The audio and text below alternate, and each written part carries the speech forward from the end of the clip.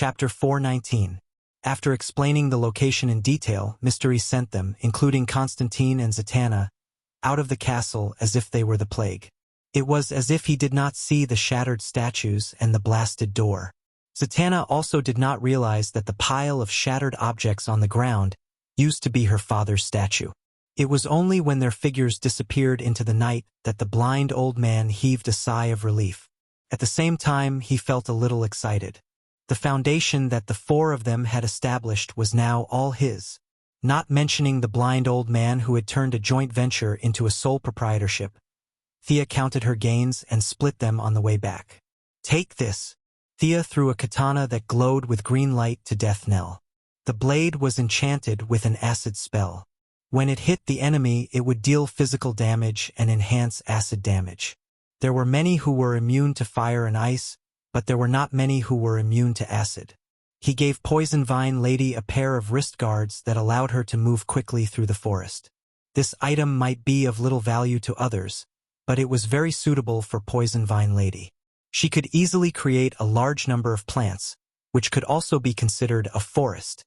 This wrist guard could greatly make up for her lack of mobility. Whether it was attacking or escaping, it was a powerful weapon. "This is for you. It should be able to nourish your little skeleton." Thea picked and picked. There were not many things related to voodoo. Finally, she found a stone slab that was the size of a tablet computer. There were some strange drawings on it like children's doodles.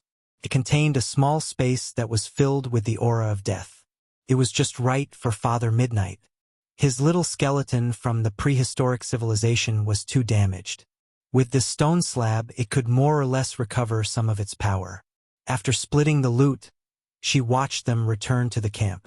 It was better for more than 300 people to take a transport plane with a lot of equipment. It was too tiring to open a portal. Thea took out the 2 iron golems and gave them to Death Knell to bring back to the metropolis. She would study them when she had time. She planned to go to Northern Europe alone to find Felix Faust. He had a stargazing platform that was usually hidden in another plane. This time, there was only one enemy. It was useless to have more people. The mercenaries lined up and left. None of them said anything. They did not ask who the man in black was or why he stayed where he was. Everyone left quickly, leaving only Thea, Constantine, and Zatanna. "Nephews, is there anything else?" Thea looked at them curiously. "Virtuous, your sister." Constantine had lost count of the number of cigarettes he had smoked. He spat out a few puffs of smoke in displeasure. "The compass is divided into 3 parts. The Cold Flame Vatican only got 2 parts, and the remaining part is with my friend. I hope you can give me those 2 parts. This thing is very dangerous, and it will cause a lot of trouble if it falls into the hands of ordinary people." Thea didn't care much about the compass at first, but now that Constantine was talking about it so seriously, the importance she attached to it increased by 2 levels. "You can't refuse my gift, but if I don't want to, no one can take anything away from me. John Constantine, you're no match for me." Thea's tone was as cold as the wind. Don't be angry, don't be angry. Aren't I talking to you nicely? Little Ja, you say something too. Do it." Ja Kong smiled mischievously as if he was surrendering. He raised his hands high, and when he felt that Thea was attracted by his antics, he moved his hands continuously in a red pattern.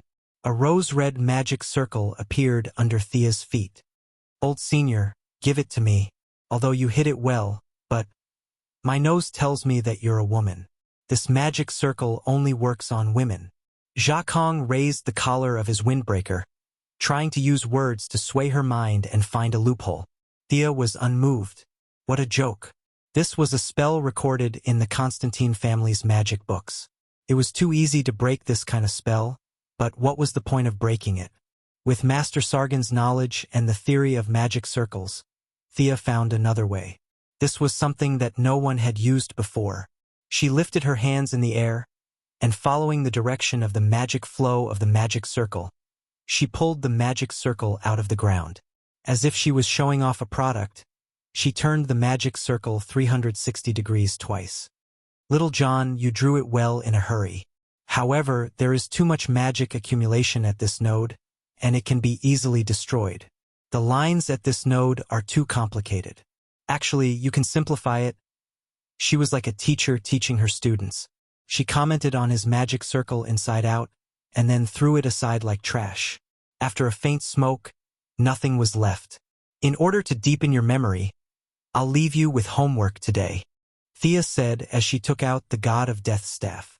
Under the horrified gazes of the two, the staff emitted a silent black light, directly hitting the two of them. The black light rolled and rolled the two of them into the interlayer space between the material world and the dark plane. This was the modified maze spell of the hunter goddess. Previously, Ares was trapped for more than 10 minutes.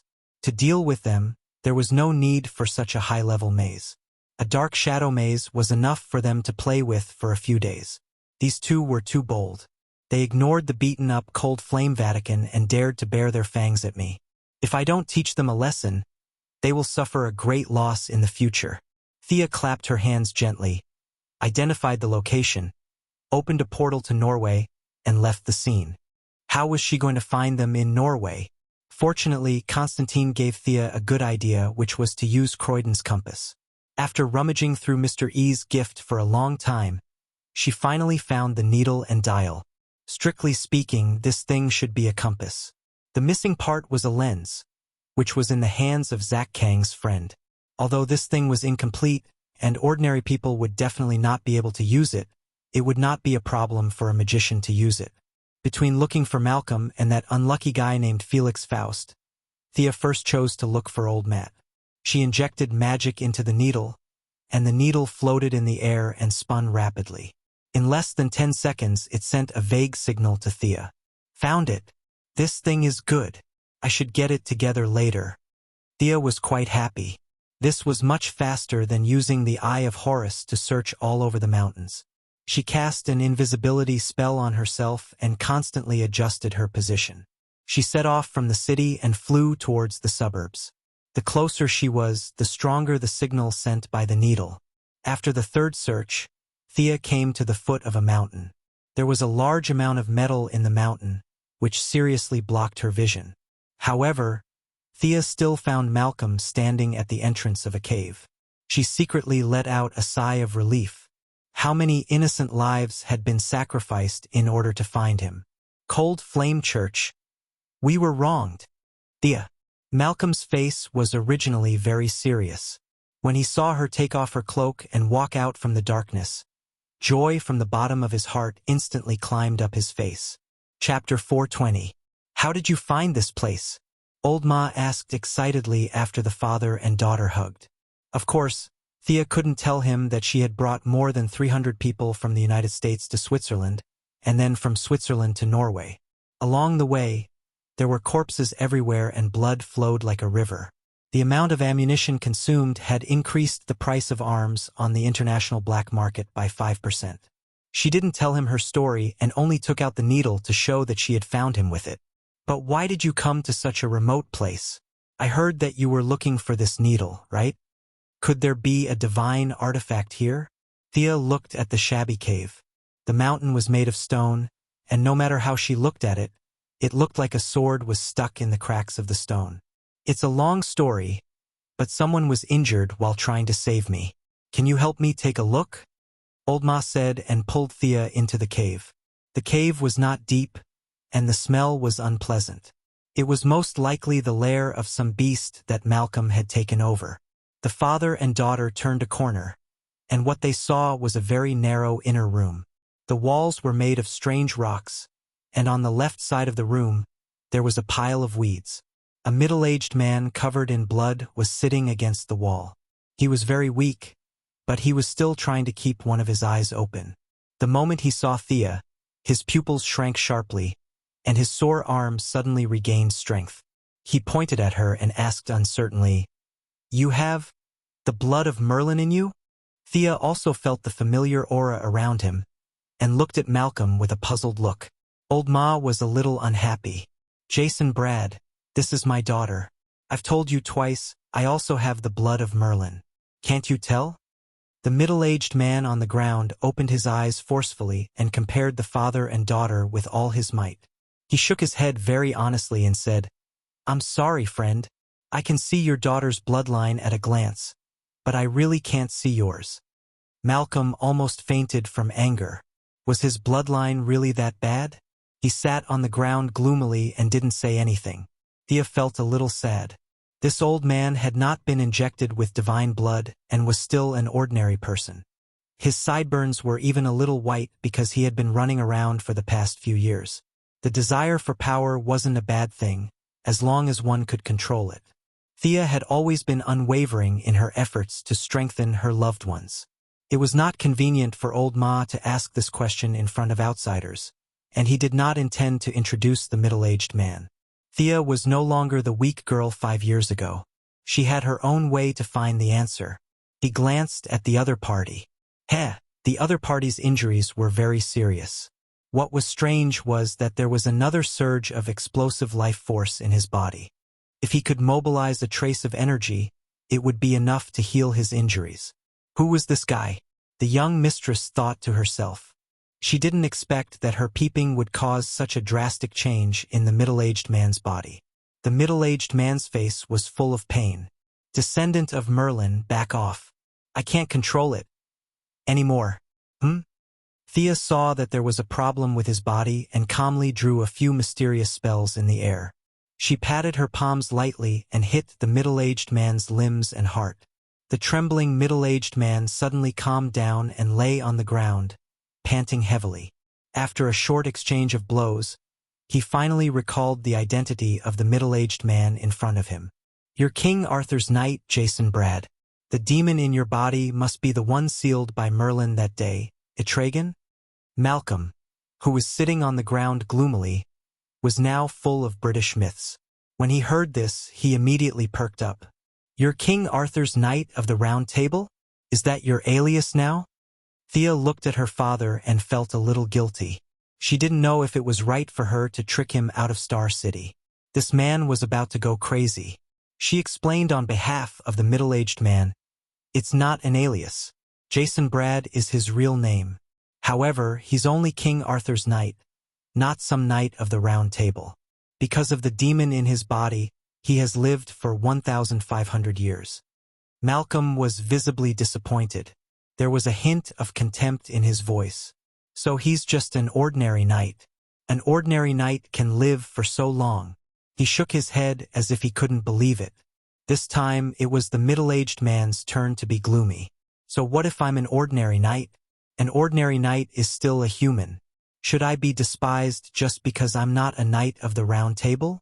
The middle-aged man was already seriously injured. Now that the demon in his body had tormented him, he could no longer control his groggy mind. His eyes closed, his neck tilted, and he fainted. Is there any way to save him? He saved my life back then. If it's too difficult, then forget it. Malcolm didn't know Thea's strength. In his impression, Thea's strength was still at the level she was many years ago. He didn't want his daughter to sacrifice too much for his request. Thea carefully looked at the middle-aged man's injuries.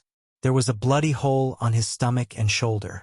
Judging from the injuries, it was obvious that they weren't caused by bullets or other weapons. Her father's request couldn't be ignored. Plus, this guy was somewhat related to Merlin. Even if the treatment was troublesome, she had to bite the bullet. The healing pod was isolated from the world in this small cave. There was no power source. It was simply unrealistic. It would be even more difficult to get a power source.